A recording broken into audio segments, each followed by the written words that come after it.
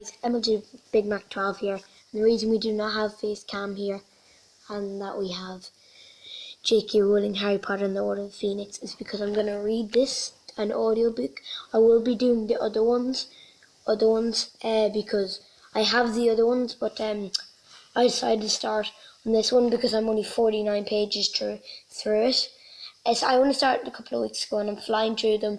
So I'm only at page 49, but I'm still going to start at the very start for you guys. First of all, we're going to read The Blur. And yeah,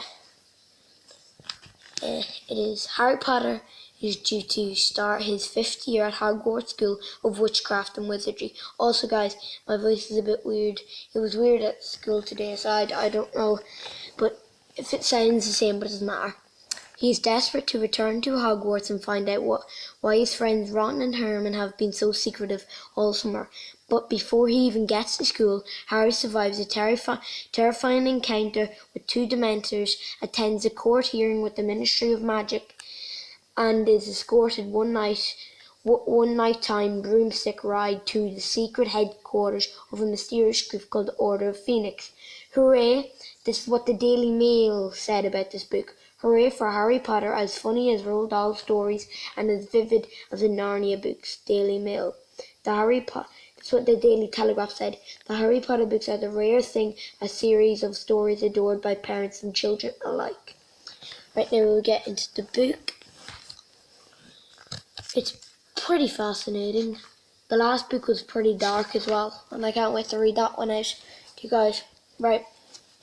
Chapter 1, Dudley Demented.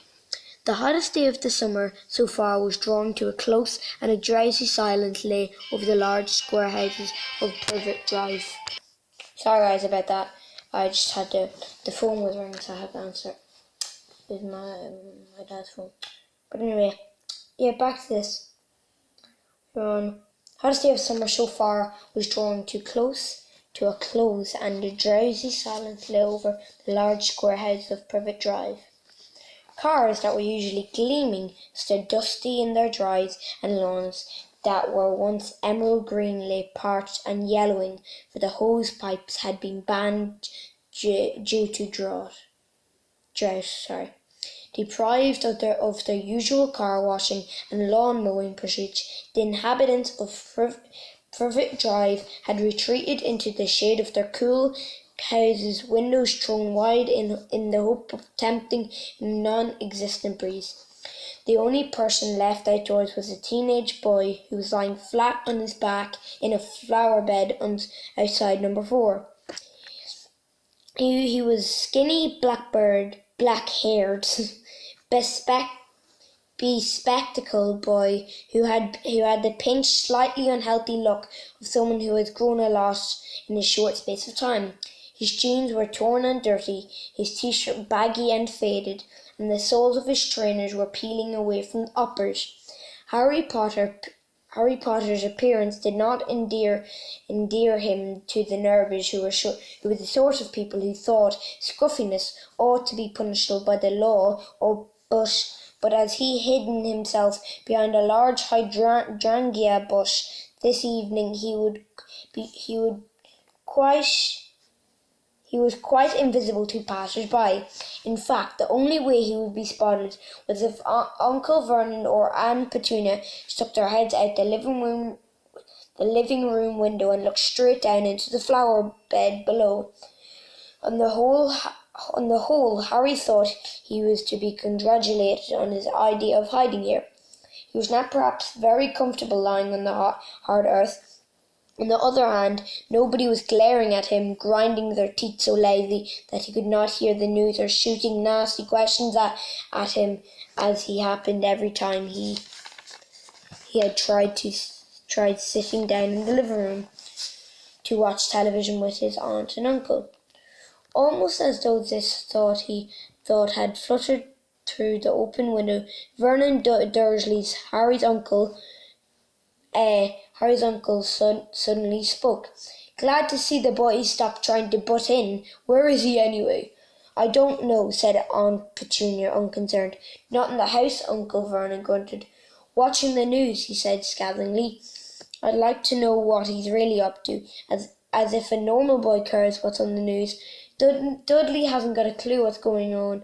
Doubt he knows who the Prime Minister is. Anyway, it's not as if there'd be anything about his lot on our news.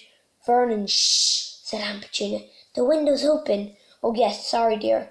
The Dursleys felt like Harry listened to the jingle about fruit and bran breakfast cereal while he watched Mrs. Fig, a batty cat-loving old lady from nearby, wisteria walk.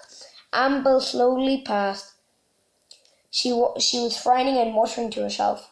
Harry was very pleased he was concealed behind the bush, as Mrs. Fig had recently taken to asking him round for tea whenever she met him in the street. She had rounded the corner and vanished from view before Uncle Vernon's voice floated out of the window again.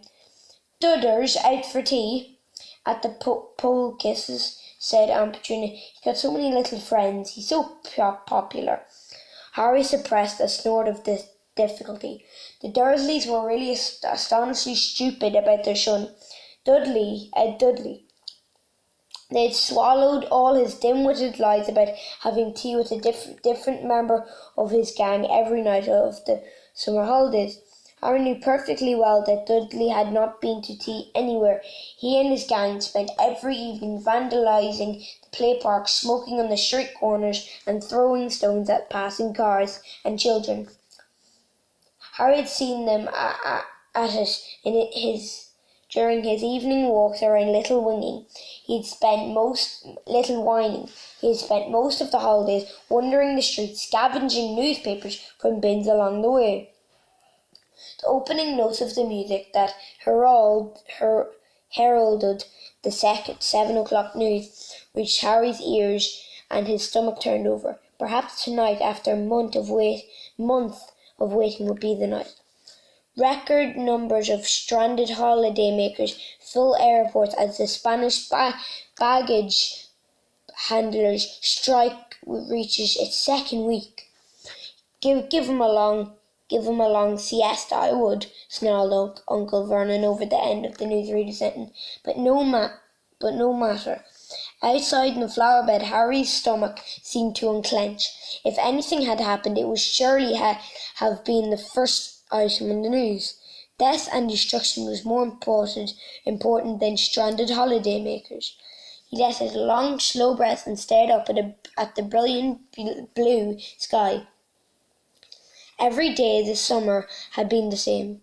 The tension, the expectation, the temporary relief, and the mounting tension again, and always growing more insistent all the time, the question of why nothing had happened yet. He kept listening just in case there was some small clue not recognised for what it really was by the Muggles, an unexplained disappearance, perhaps, or some strange accident. But the baggage handlers' strike was followed by the news by the drought in the southeast. I hope he's listening next door, bellowed Uncle Vernon. Him with his sprinklers on at 3 a.m. Then a helicopter that had almost crashed in a field in Surrey. Then a famous actress's divorce from her husband. As if we're interested in sordid affairs, sniffed Aunt Petunia, who had followed the case obliviously in every magazine she could lay her bony hands on. Harry closed his eyes against the now blazing evening sky as the newsreader said, and finally, Bungie the Budgie has found a novel way of keeping cool this summer. Bungie, who lives at the Five Feathers in Barnsley, has learned to water ski. Mary Dorkins went to find out more. Harry opened his eyes. If they had reached water skiing budgerigars, there would be nothing else worth hearing. He rolled cautiously onto his front and raised himself onto his knees and elbows, preparing to crawl out from under the window. He had moved about 2 inches when several things happened in a very quick succession. A loud echoing crack broke the sleepy silence like a gunshot. A cat streaked out from under the parked car and flew out of sight. A shriek, bellowed oath, and the sound of breaking china came from the Dursleys' living room. And as though this was the signal Harry had been waiting for, he jumped to his feet, and at the same time pulling from the waistband of his jeans a thin wooden wand, as if he was unsheathing a sword. But before he could draw himself up to full height, the top of his head collided with the Dursleys' open window. That resultant crash made Aunt Petunia scream even louder. Harry felt as though his head had been split in two. Eyes streaming, he swayed, trying to focus on the street to spot the source of the noise.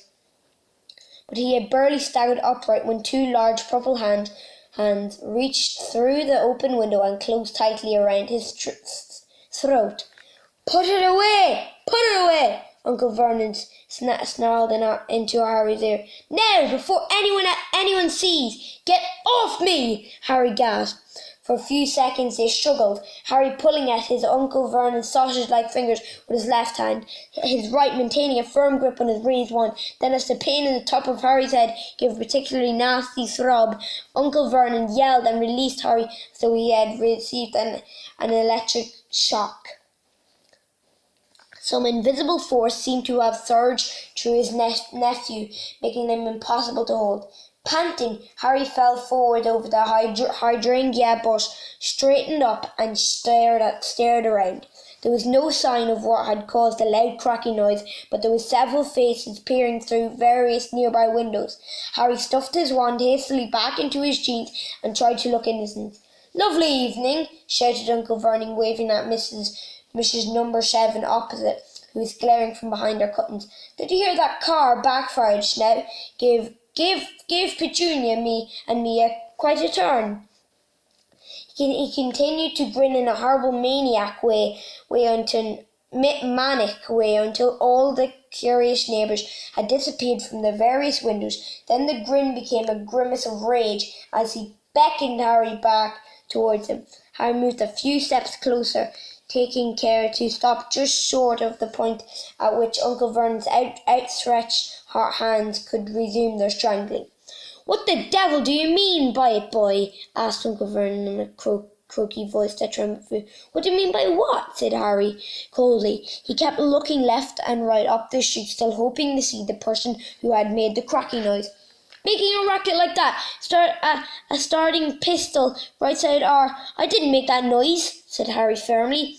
Vernon's wide, Aunt Petunia's thin horsey face now appeared beside Uncle Vernon's wide purple one. She looked livid.